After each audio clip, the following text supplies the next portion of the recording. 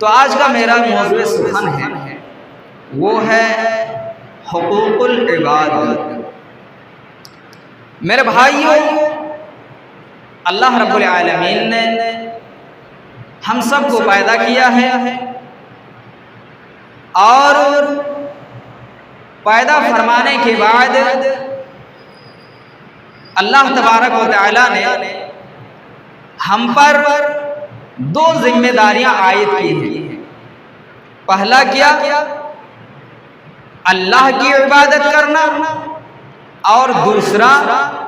بندوں کے ساتھ اچھا برتاؤ کرنا، یعنی حقوق اللہ اور حقوق العباد۔ ایک انسان نماز پڑھتا ہے، روزہ رکھتا ہے، صدقہ و خیرات کرتا ہے اور دیگر اچھے اعمال کرتے ہیں، یہ سارے کے سارے اعمال حقوق اللہ میں سے آتے ہیں۔ اور ایک انسان مسکین کو کھانا کھلاتا ہے، اپنے بھائی کے ساتھ اچھا برتاؤ کرتا ہے، اپنے ماں باپ کے ساتھ حسن سلوک کرتا ہے، گاؤں والے محلے والوں کے ساتھ اچھا رویہ اختیار کرتا ہے، تو یہ سارے کے سارے حقوق العباد میں سے آتے ہیں۔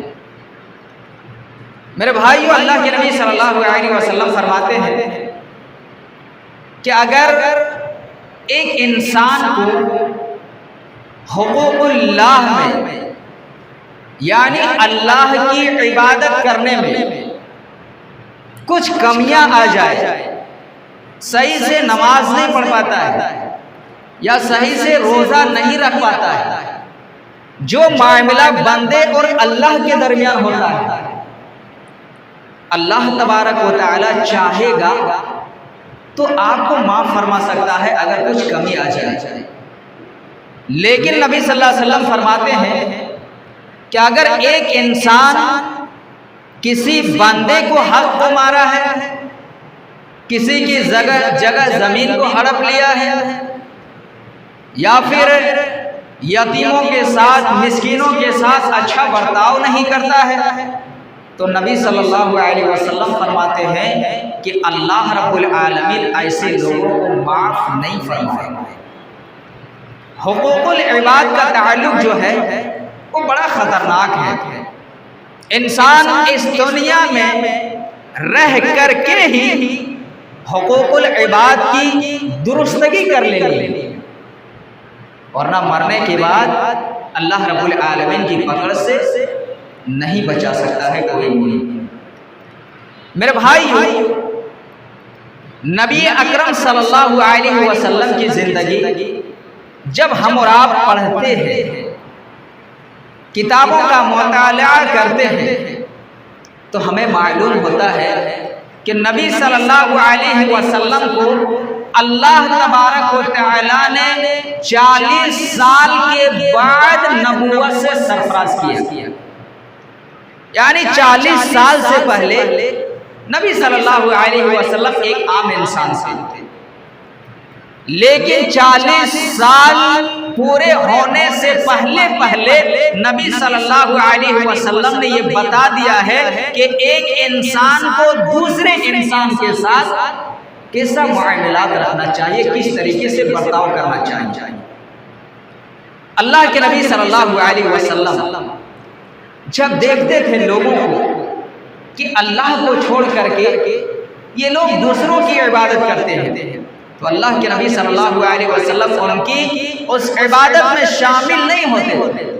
بلکہ نبی صلی اللہ علیہ وسلم، آپ لوگ جانتے ہیں غار حرا وہ غار کافی مشہور ہے،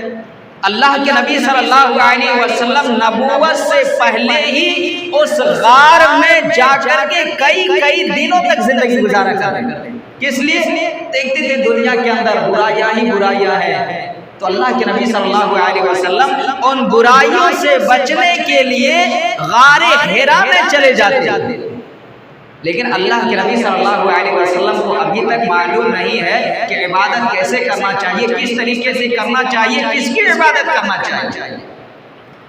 اور جب نبی صلی اللہ علیہ وسلم پر پہلی مرتبہ جب وحی نازل ہوئی، اقرأ بسم ربک الذی خلق، خلق الانسان من علق، اقرأ وربک الاکرم الذی علم بالقلم، علم الانسان ما لم یعلم، جب نبی اکرم صلی اللہ علیہ وسلم پر جب یہ 5 آیتیں اتری تو اللہ کے نبی صلی اللہ علیہ وسلم دوڑے دوڑے گھبراتے ہوئے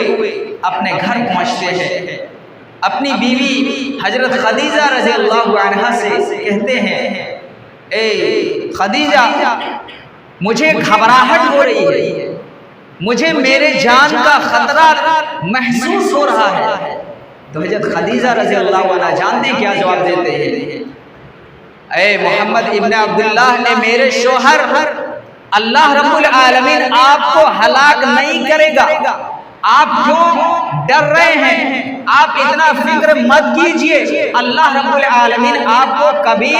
بھی برباد نہیں کرے گا، ہلاک نہیں کرے گا، کیونکہ آپ مسکین کی مدد کرتے ہیں، آپ غریبوں کا سہارا بنتے ہیں، آپ لوگوں کے ساتھ اچھا برتاؤ کرتے ہیں۔ بھلا جو انسان لوگوں کے ساتھ اچھے معاملات رکھتا ہے، اللہ رب العالمین اس کو ہلاک نہیں کرے گا۔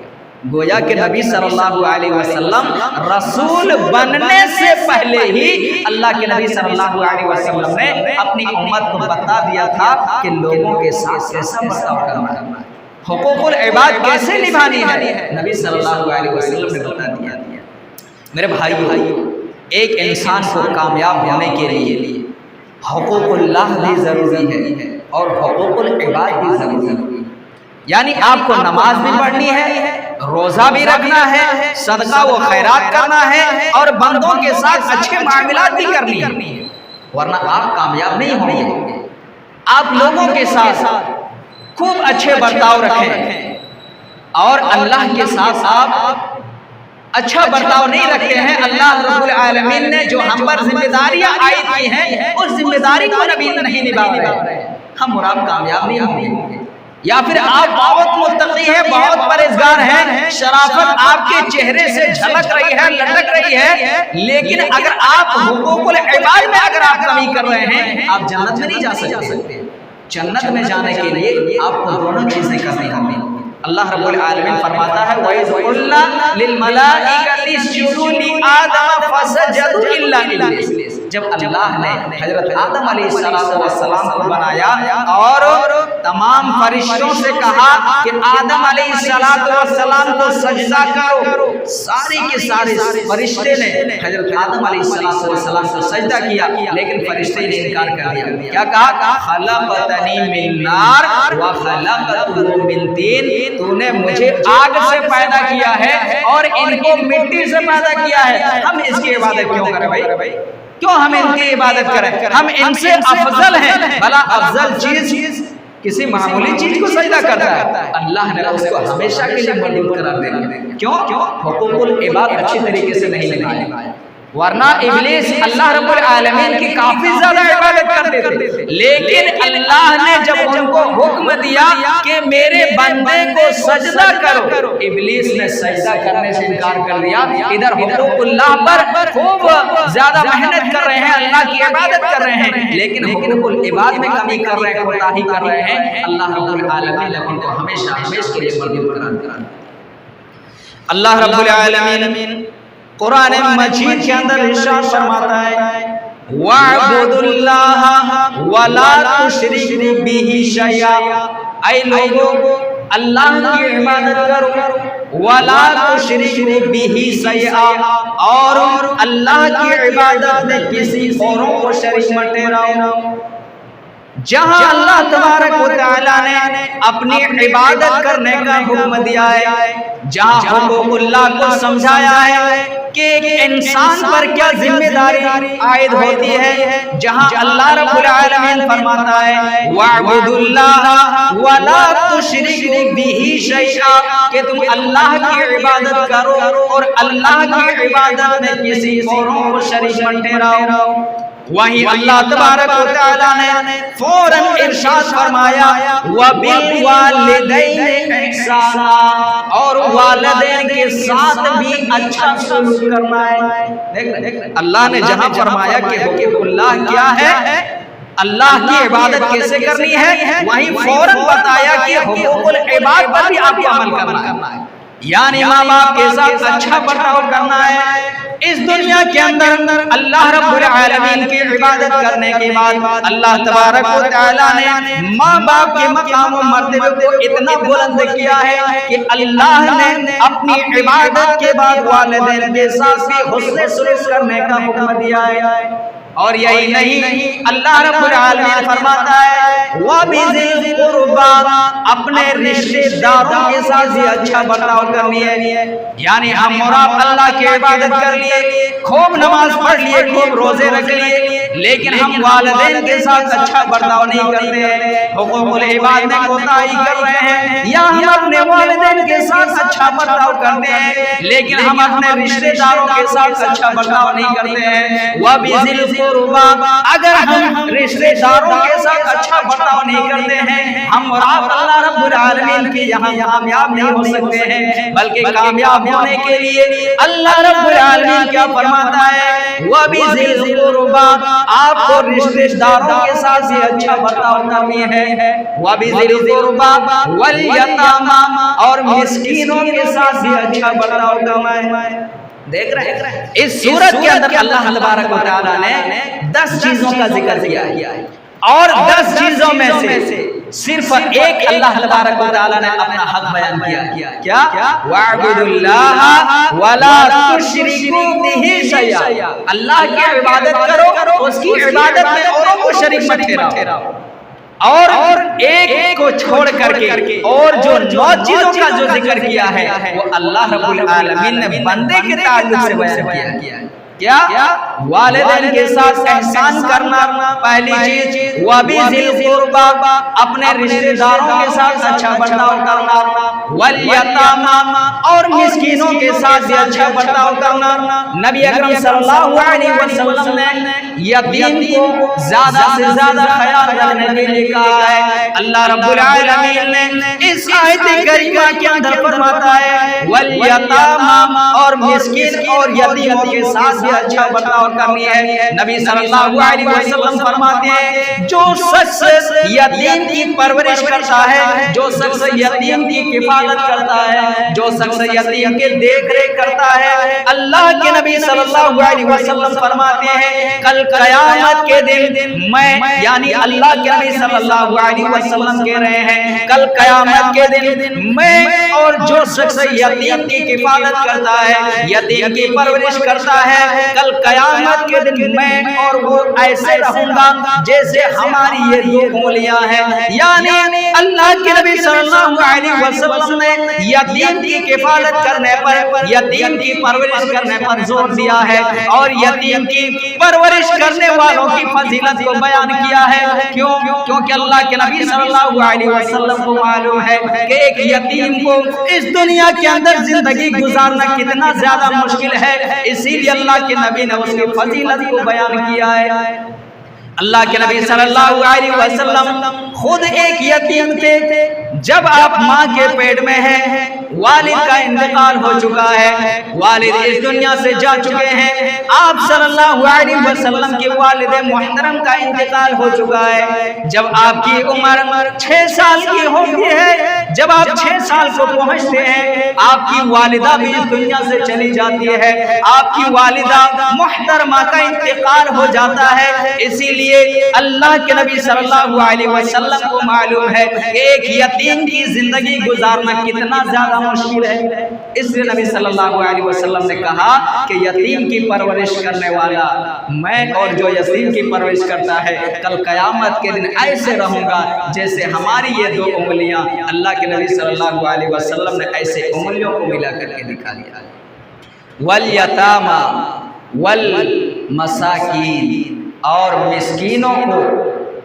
مسکینوں کے ساتھ بھی اچھا برتاؤ کرنے کو کہا ہے اللہ تبارک و تعالی۔ وَالْيَتَامَى وَالْمَسَاكِينَ وَالْجَارِ ذِي الْقُرْبَى، اور اپنا پڑوسی کے ساتھ بھی اچھا برتاؤ کرو، یعنی ہمارے جو پڑوسی ہیں ان کے ساتھ بھی اللہ رب العالمین نے اچھا برتاؤ کرنے کو کہا ہے۔ پڑوسیوں کے ساتھ جو شخص اچھا برتاؤ نہیں کرتا وہ شخص جنت میں نہیں جا سکتا ہے۔ ایک انسان خوب نماز پڑھتا ہے، خوب روزے رکھتا ہے، لیکن ان کا پڑوسی اگر اس سے خوش نہیں ہے وہ انسان جنت میں نہیں جا سکتا۔ ابو داؤد کی روایت ہے، اللہ کے نبی صلی اللہ علیہ وسلم فرماتے ہیں ایک شخص نبی صلی اللہ علیہ وسلم کے پاس آتے ہیں اور کہنے لگے اے اللہ کے نبی صلی اللہ علیہ وسلم، ہمارے پڑوس میں ایک عورت رہتی ہے، وہ بہت زیادہ نماز پڑھتی ہے، بہت زیادہ روزہ رکھتی ہے، یعنی فرض نمازوں کے ساتھ ساتھ نوافل کا بھی اہتمام کرتی ہے، فرض روزے کے ساتھ ساتھ نوافل روزے کا اہتمام کرتی ہے، بہت زیادہ صدقہ و خیرات کرنے والی ہے، لیکن اس کی زبان سے ان کا پڑوسی محفوظ نہیں ہے، یعنی اپنے پڑوسیوں کو ہمیشہ برا بھلا کہتی رہتی ہے، اپنے پڑوسیوں کو ہمیشہ لعن و طعن کرتی رہتی ہے، گالی گلوچ کرتی رہتی ہے۔ اللہ کے نبی صلی اللہ علیہ وسلم نے فرمایا ہی فی النار، وہ عورت جہنم میں۔ دیکھ رہے کافی نماز پڑھ رہی ہے، روزے رکھ رہی ہے، لیکن ان کا پڑوسی ان سے خوش نہیں ہے۔ اللہ کے نبی نے کیا فرمایا؟ ہی فی النار، وہ جہنمی ہے۔ پھر اس صحابی نے کہا اللہ کے نبی صلی اللہ علیہ وسلم، ہمارے پڑوس میں ایک اور عورت رہتی ہے جو زیادہ عبادت تو نہیں کرتی، یعنی فرض عبادتوں کا اہتمام کرتی ہے، نماز پڑھتی ہے، روزہ رکھتی ہے، لیکن جو اللہ نے فرض کیے ہیں وہی کرتی ہے، بقیہ نوافل کا اہتمام نہیں کرتی، لیکن ان کا پڑوسی جو ہے، پڑوسیوں کے ساتھ ان کا معاملات بہت اچھے ہیں، ہمیشہ سلام دعا کے ساتھ ملتے ہیں، اچھے سلوک کرتے ہیں، اچھا برتاؤ کرتے ہیں۔ اللہ کے نبی صلی اللہ علیہ وسلم نے فرمایا ہی فی الجنہ، وہ عورت جنت میں جائے۔ اللہ کے نبی صلی اللہ علیہ وسلم نے اس دنیا کے اندر ہی جنت میں جانے کی خوشخبری سنا دی ہے ایسے عورت کو جو اپنے پڑوسی کے ساتھ اچھا برتاؤ کرتی ہے۔ تو پڑوسیوں کے ساتھ اچھا برتاؤ کرنی ہے۔ وَبِذِي الْقُرْبَى وَالْيَتَامَى وَالْمَسَاكِينِ وَالْجَارِ ذِي الْقُرْبَى وَالْجَارِ الْجُنُبِ، اور پھر دور کے پڑوسیوں کے ساتھ بھی اچھا برتاؤ کرنی ہے۔ ہمارے محلہ کے اندر جو ہے، ہمارے گھر کے بازو میں گرچہ نہیں ہے، دور میں ہم اس کو پہچانتے یا نہیں پہچانتے ہیں، لیکن اس کے ساتھ بھی ہمیں اچھا برتاؤ کرنی ہے اگر ہم اور آپ کامیابی چاہتے ہیں تو، اور پھر اپنے ساتھی کے ساتھ بھی اچھا برتاؤ کرنی ہے۔ پھر اللہ رب العالمین فرماتا ہے وَبَنِ السَّبِيلِ، اور مسافروں کے ساتھ بھی اچھا برتاؤ کرنا ہے، اور پھر اللہ رب العالمین فرماتا ہے اور وَمَا مَلَكَتْ أَيْمَانُكُمْ، اور اپنے غلاموں کے ساتھ بھی اچھا برتاؤ کرنی ہے۔ جو شخص ان تمام چیزوں پر اچھی طریقے سے عمل کرتا ہے، اللہ رب العالمین فرماتا ہے کہ ایسے لوگ اللہ رب العالمین کے یہاں کے قیامت کے دن کامیاب ہوں گے، اور ایسے لوگوں کو اللہ تبارک و تعالی جنت کے اندر داخل فرمائے گا۔ اور جو شخص ان تمام چیزوں پر عمل نہیں کرتا، اللہ رب العالمین ان کو جہنم میں داخل فرمائے گا۔ آئیے ایک حدیث دیکھتے ہیں۔ حضرت ابو ہریرہ رضی اللہ عنہ سے مروی ہے، مسلم شریف کی روایت ہے، اللہ کے نبی صلی اللہ علیہ وسلم نے صحابہ کرام سے عرض کیا اے میرے ساتھیوں بتاؤ مفلس کون ہے؟ اس دنیا کے اندر مفلس کون ہے؟ صحابہ کرام نے عرض کیا اے اللہ کے نبی صلی اللہ علیہ وسلم، ہم میں سے مفلس وہ ہے المفلس فینا من لا درہم لہ ولا متاع، ہم میں سے مفلس وہ ہے جس کے پاس مال و دولت نہیں ہے، جس کے پاس کھانے پینے کا ساز و سامان نہیں ہے، جس کے پاس روپیہ پیسہ کچھ بھی نہیں ہے، ہم میں سے وہ مفلس ہے۔ اللہ کے نبی صلی اللہ علیہ وسلم نے فرمایا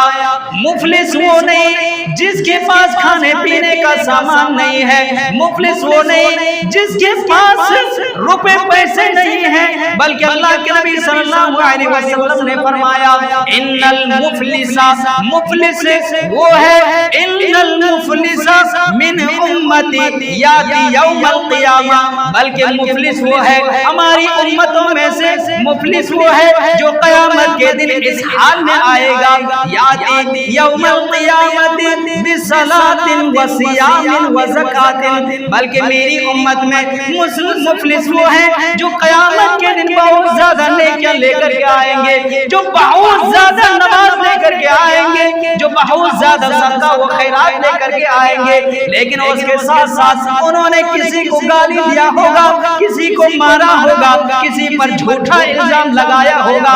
اس دنیا کے اندر ہم اور آپ کوئی سامان خریدتے ہیں، یہاں روپیہ چلتا ہے، اگر ہم اور آپ دبئی جاتے ہیں وہاں پر درہم چلتا ہے، جو سعودیہ عرب میں رہتا ہے وہاں پر ریال چلتا ہے، جو کویت میں رہتے ہیں، عمان میں رہتے ہیں وہاں پر دینار چلتا ہے، جو شخص امریکہ میں رہتے ہیں وہاں پر ڈالر چلتا ہے۔ میرے بھائیو، ہماری کنٹری کا یہ ساری کرنسی ہیں جو ہم اور آپ ایک سامان کو خریدنے کے لیے استعمال کرتے ہیں، لیکن کل قیامت کے دن وہاں کوئی کرنسی نہیں چلے گی، وہاں کوئی ڈالر نہیں چلے گا، وہاں کوئی درہم نہیں چلے گا، وہاں کوئی روپیہ پیسہ نہیں چلے گا۔ اگر ہم اور آپ اس دنیا کے اندر کسی کا حق مارے ہوں گے، کسی کے ساتھ اچھا برتاؤ نہیں کیے ہوں گے، کسی کو گالی گلوچ کیے ہوئے ہوں گے، کسی پر جھوٹا الزام لگائے ہوں گے، اللہ رب العالمین ہماری نیکیوں کو ان میں تقسیم کر دے گا۔ ایک انسان بہت زیادہ نماز پڑھ کر کے گیا ہوگا، روزہ رکھ کر کے گیا ہوگا، اللہ تبارک و تعالی ان کو جنت میں جانے کی بھی اجازت دے دے گا۔ اتنے میں ایک شخص دوڑتا ہوا آئے گا، اللہ ہمارے مال کو انہوں نے دنیا میں قبضہ کیا تھا، اللہ کہے گا اس کی نیکیاں انہیں دے دو۔ دوسرا آئے گا، اللہ ہم پر انہوں نے جھوٹا الزام لگایا تھا، گالی گلوچ کیا تھا، فلاں گالی دی تھی، اللہ کہے گا اس کی نیکیاں اسے دے دو۔ ایک آئے گا، اللہ انہوں نے دنیا کے اندر مجھے مارا تھا، اللہ کہے گا اس کی نیکیاں انہیں دے دو۔ یہاں تک کہ لوگ آتے جائیں گے، اس کی نیکیاں لیتے جائیں گے، ساری کی ساری نیکیاں ختم ہو جائے گی، اور جن لوگوں کے ساتھ اس نے ظلم کیا تھا ابھی لائن میں بہت سارے لوگ لگے ہوئے ہیں، اللہ رب العالمین کہے گا ان لوگوں کے گناہوں کو اس کے اوپر ڈال دو جس نے دنیا کے اندر لوگوں کے ساتھ اچھا برتاؤ نہیں کیا تھا۔ پھر اللہ کے نبی صلی اللہ علیہ وسلم فرماتے ہیں ثم طرح فی النار، پھر اس شخص کو جہنم میں داخل کر دیا جائے گا۔ اللہ کے نبی نے فرمایا یہ مخلص لوگ ہیں، یعنی بہت زیادہ نماز روزے لے کر کے آئیں گے، انہیں اپنے عمل پر بھروسہ ہوگا، لیکن کل قیامت دن اس کی نیکیاں سارے کے سارے تباہ و برباد ہو جائے گی۔ میرے بھائیو، اگر ہم اور آپ اپنے پڑوسی کے ساتھ، اپنے محلے والوں کے ساتھ، اپنے گاؤں والوں کے ساتھ، اپنے رشتہ داروں کے ساتھ، اپنے والدین کے ساتھ اگر اچھا برتاؤ نہیں کیے، ہم چاہے کتنا بھی عبادت کر لیں لیکن کل قیامت کے دن کام آنے والے نہیں۔ اسی طریقے سے ایک دوسری حدیث کے اندر نبی اکرم صلی اللہ علیہ وسلم فرماتے ہیں المسلم من سلم المسلمون من لسانه ويده، ایک مسلمان کا دوسرے مسلمان پر کیا حق ہے کہ اس کی زبان اور ہاتھ سے کسی مسلمان بھائی کو تکلیف نہ پہنچے، یعنی نہ وہ کسی کو مارے نہ گالی گلوچ کرے۔ ایک مسلمان کا یہ شیوا ہونا چاہیے کہ اس کے ہاتھ اور زبان سے کسی دوسرے مسلمان بھائی کو تکلیف نہ پہنچے۔ ایک دوسری حدیث کے اندر نبی اکرم صلی اللہ علیہ وسلم فرماتے ہیں المسلم اخو المسلم، المسلم اخو المسلم، ایک مسلمان دوسرے مسلمان کا بھائی ہے، لا یظلمہ، ان پر ظلم نہ کرے، ولا یظلمہ، اور ان کو بے یار مددگار نہ چھوڑے۔ اللہ کے نبی نے کیا فرمایا؟